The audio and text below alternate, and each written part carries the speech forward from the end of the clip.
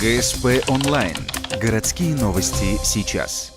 На прошлой неделе мы сообщали о преступниках, которые украли цветмет и КАМАЗ. 2 воришек отпустили под подписку о невыезде, так как за плечами у них нет судимостей.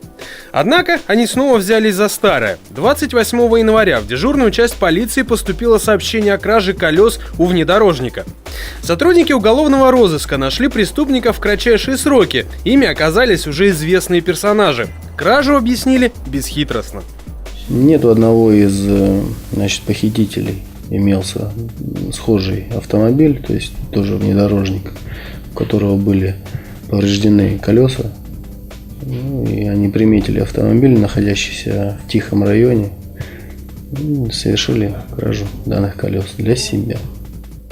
Колеса у преступников изъяли и скоро вернут владельцу. Ранее в январе в районе поселка Ярига воришки украли из гаража буран. Это уже 4-й эпизод одной и той же банды. Снегоход еще не вернулся в руки пострадавшему, злоумышленники успели его продать. По факту всех совершенных преступлений мужчины дают признательные показания и сотрудничают со следствием. На сегодня 2 злоумышленников находятся под подпиской о невыезде.